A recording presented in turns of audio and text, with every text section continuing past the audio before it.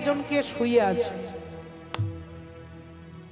দেখুন আপনার বাড়ির উঠোনে, আপনার রাস্তায় অনেক কুকুর, বেড়াল, পশু পাখি ঘুমিয়ে থাকতেই পারে। একটা কুকুর শুয়ে আছে, আপনি ভাবছেন ছোট্ট কুকুর শুয়ে আছে, তাকে লাফিয়ে চলে যায়। কোনো প্রাণীকে যদি আপনি লাফিয়ে যান, আপনার পুণ্য ক্ষয় হয়ে যাবে না। আপনি জীবনে যে পুণ্য করেছেন সেটা ক্ষয়ে যাবে, কমে যাবে। তাই কোনো কুকুর, বেড়াল, পশু পাখি, কীট পতঙ্গ, মানুষ কাউকে ডিঙে যেতে নেই। সে বয়সে ছোট হোক আর বড় হোক, তাকে ডিঙে যাওয়ার শাস্ত্রের নিয়ম নয়। আর যদি আপনি রেগে গিয়ে কাউকে লাথি মারেন, একবার লাথি মারবেন, জীবনে যত পুণ্য সঞ্চয় করেছেন সব হরিবোল হয়ে যাবে। তাই লাথি মারলেই পুণ্য ক্ষয় হয়ে যাবে সঙ্গে সঙ্গে। দু চারবারের চান্স নয়, একবার। একবার যদি লাথি মারেন, আপনার জীবনের পুণ্য সঙ্গে সঙ্গে শেষ। হরি বলে রাধে রাধে। শ্রদ্ধেয় বাবা ঠাকুর, ভক্তিমতী মায়েরা, এত দুঃখ, এত যন্ত্রণার মূল কারণটা বুঝতে পাচ্ছেন? যে আমরা জীবনে কত ভুল করি, কত অন্যায় করেছি, আর ভগবানকে গিয়ে বলি তুমি কি কানা, তুমি কি অন্ধ, তুমি কি দেখতে পাও না? বলে ভগবান সব দেখতে পাই বাবা, আমি আমার নিজের দোষটাকে দেখতে পাই না। কারণ আমি যে অহংকার, আমি যা করেছি তাই ঠিক, আমার কোনো দোষ নেই। এটা যিনি বলেন তার থেকে বড় মিথ্যেবাদী জগতে আর দুটো খুঁজে পাবেন না। তার থেকে বড় মিথ্যেবাদী কেউ নেই, এমন কোনো মানুষ নেই যে তিনি দোষ করেননি। কিন্তু সমস্ত দোষ মুহূর্তের মধ্যে যদি শেষ হয়ে যায়, কখন না আপনি যখন ভগবানের সামনে দাঁড়িয়ে বলবে যে ঠাকুর আমি ভালো কি মন্দ, আমি পাপী কি পুণ্যবান, আমি কিছু জানি না, আমি শুধু তোমার, আমি এইটুকু জানি,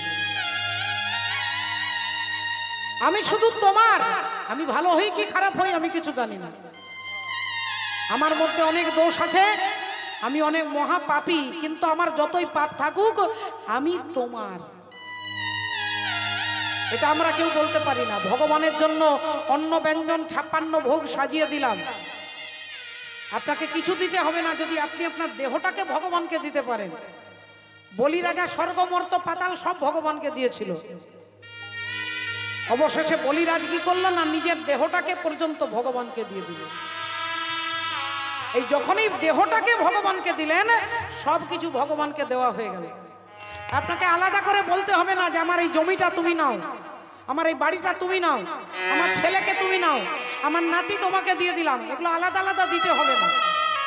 আপনি শুধু আপনি নিজেকে বলুন যে আমি আমি আমি নিজেকে তোমাকে দান করলাম, আপনার যা কিছু সব ভগবানকে দেওয়া হয়ে গেল।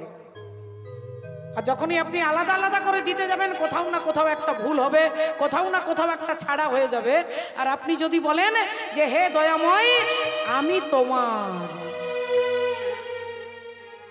ভগবান তার কাছে ছুটে আসে, বাবা তার কাছে আসে। আমরা সকাল থেকে রাত্রি পর্যন্ত সুখী হওয়ার চেষ্টা করি, সুখ পাওয়ার জন্য পরিশ্রম করি, সকাল থেকে রাত্রি পর্যন্ত পরিশ্রম করছি, খাটছি, এর মূল কারণটা কি না, একটু আনন্দ পাওয়া, একটু সুখের জন্য।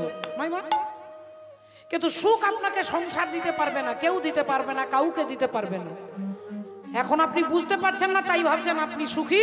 যেদিন বুঝতে পারবেন সেদিন মাটির পায়ের তলার মাটিটা আর থাকবে না। আপনি ভেবে নিয়েছেন আপনার ভাবনার উপরে সুখ আর দুঃখ দাঁড়িয়ে। দুই ব্রাহ্মণ একটা জমিদার বাড়ি থেকে পুজো করে তাদের বাড়ি যাচ্ছে। দুজন ব্রাহ্মণ, একজনের মুখে খুব আনন্দ, তিনি আনন্দে যাচ্ছে হাসতে হাসতে, আর একজন মুখটা বাংলার পাঁচের মতো মুখ গোমড়া করে যাচ্ছে। এখন দুজনেই সাইকেল করে, তখনকার দিনে সাইকেলে করে যাচ্ছে। এদিক থেকে একজন স্কুলের মাস্টার মশাই আসছে। ব্রাহ্মণকে দেখে সাইকেল থেকে নেমে হাত জোড় করে প্রণাম জানিয়ে বলছেন কি ব্যাপার, আপনারা কোথায় গিয়েছিলেন ব্রাহ্মণ ঠাকুর? না অমুক বাড়িতে পুজো করতে গিয়েছিলাম। তা আপনারা পুজো করতে গিয়েছেন, আপনার মুখে এত খুশি আর ওনার মুখে এত দুঃখ, আপনারা কি দুজন দু জায়গায় পুজো করতে গিয়েছিলেন? বললেন না না, একটাই বাড়িতে পুজো করতে গিয়েছি। বলে তাহলে মনে হয় আপনাকে থাকার ভালো জায়গা দিয়েছে, আর এনাকে মনে হয় একটা ছেঁড়া মাদুর পেতে দিয়েছে। বললে না না, আমরা দুজনেই একটাই পালঙ্কে ছিলাম। তাহলে আপনাকে বালিশ দিয়েছে, ওনাকে বালিশ দেননি, তার জন্য ওর মুডটা এত গরম। বলে না না, আমাদেরকে দুজনকেই বালিশ দিয়েছে, লেপ তোষক সব দিয়েছে। বলে তাহলে আপনাকে মনে হয় লুচি খেতে দিয়েছে, ওনাকে মনে হয় রুটি খেতে দিয়েছে। বলে না, আমাদের দুজনকে লুচি খেতে দিয়েছে। বলে তাহলে আপনাকে রসগোল্লা বেশি দিয়েছে, ওনাকে মনে হয় দুটো কম দিয়েছে। আগে না, আমাদেরকে যাচাই রসগোল্লা দিয়েছে। বলে তাহলে আপনাকে পুজোর যে দক্ষিণা, যে গামছাটা মনে হয় ভালো দিয়েছে, ওনাকে মশারির মতো দিয়েছে। বলে না, আমাদেরকে দুজনকেই রাধামণির ভালো গামছা দিয়েছে। বলে তাহলে মনে হয় আপনাকে দক্ষিণা 200 কম দিয়েছে, ওনাকে মনে হয় বেশি দিয়েছে। বলে না, আমাদের দুজনকে 1001 টাকা করে দিয়েছে, ওনাকেও 1001 টাকা, আমাকেও 1001 টাকা। মাস্টার মশাই বলছে, একই বাড়িতে গেছেন, একই খাবার খেয়েছেন, একই ঘরে থেকেছেন, একই বিছানায় শুয়েছেন, একই গামছা দিয়েছে, একই দক্ষিণা দিয়েছে, তাহলে আপনার মনে এত আনন্দ আর ওনার মধ্যে এত দুঃখ কেন? বললেন আর বলবেন না।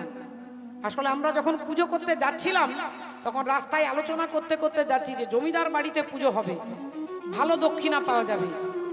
তা আমি বলেছিলাম যে জমিদার বাড়িতে পুজো হতে পারে, মানে 500 টাকার বেশি দেবে না। আর উনি বলেছিলেন জমিদার বাড়িতে পুজো হচ্ছে, জমিদার বাবু 2000 টাকা দেবে। উনি ভেবেছিলেন জমিদার 2000 টাকা দেবে, কিন্তু দিয়েছে 1000 টাকা। আমি ভেবেছিলাম 500 টাকা দেবে, দিয়েছে 1000 টাকা। আমি ভেবেছি 500, দিয়েছে 1000। উনি ভেবেছেন 2000, দিয়েছে 1000 টাকা। তাহলে জমিদার বাবু কি ওনাকে দুঃখ দিল, না আমার ভাবনাটা আমাকে দুঃখ দিল? বাবু আমি ভেবে নিয়েছি আমার ছেলে আমাকে খেতে দেবে, আমার বৌমা আমার কথাতে উঠবে আর বসবে, আমার নাতি আমার বংশে বাতি দেবে, আমার এটা হবে ওটা হবে, আমার ছেলের চাকরি হবে, আমার একটা নাতি হবে, আমার একটা দারুণ জামাই হবে, এগুলো আমি ভেবে নিয়েছি। আর যখনই হচ্ছে না, তখনই দুঃখ এখান থেকে উৎপত্তি হচ্ছে। 5000 বছর আগে ভগবান কৃষ্ণ কুরুক্ষেত্রের মাঠে দাঁড়িয়ে অর্জুনকে বলছেন, কর্মণ্যেবাধিকারস্তে মা ফলেষু কদাচন। কর্ম করবে কিন্তু ফলের আশা করবে না। আশা যখনই করবে, এখান থেকেই দুঃখ উৎপত্তি হবে। আশা করবে না যে তোমার বাড়িজন তোমাকে সবাই ভালোবাসবে, তোমাকে সবাই সম্মান দেবে। আশা যখনই করবেন, তখনই দুঃখ আসবে। আর আপনি যদি ভাবেন যে জীব নিত্য কৃষ্ণ দাস, ইহা ভুলি গেলা, আর তে কারণে মায়া পিশাচি গলায় বাঁধিলা। আমাকে ভগবান ভালোবাসবে, আমি ভগবানকে ভালোবাসবো, আমি তার, আপনাকে দুঃখ দিতে কেউ পারবে না। আর যখনই ভগবানকে বাদ দিয়ে সংসারকে গুরুত্ব দেবেন, তখন আপনার মতো দুঃখী এ জগতে আর কেউ হবে না। রাধে রাধে রাধে। মাননীয় ভক্তমণ্ডলী, ভক্তিমতী মায়েরা, আমি সখা তো শনিলে ডুবে মরি শ্যামা, দোষ কারো নয় গো মা। আমার ধর্ম হলো কোদণ্ড স্বরূপ, পুণ্য ক্ষেত্র মাঝে আমি বাঁধিলাম সে কূপে বেড়িল কাল রূপ জল, কালো রমা মা, দোষ করো নয় গো মা।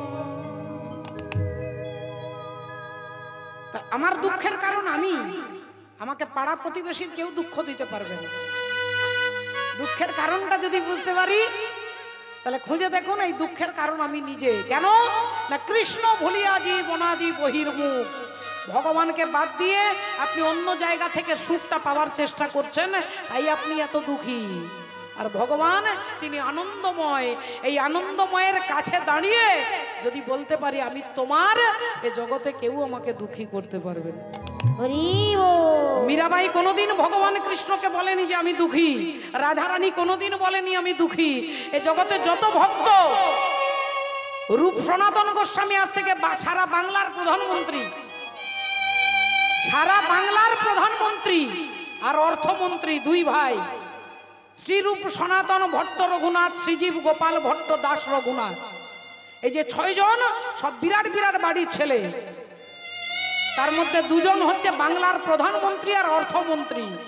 তারা তাদের সমস্ত মন্ত্রিত্ব ছেড়ে দিয়ে ভগবান গৌর সুন্দরকে চিঠি লিখছে, কে আমি, কেন মোরে যারে তাপত্রয়, বুঝিতে না পারি প্রভু কইছে হিত হয়।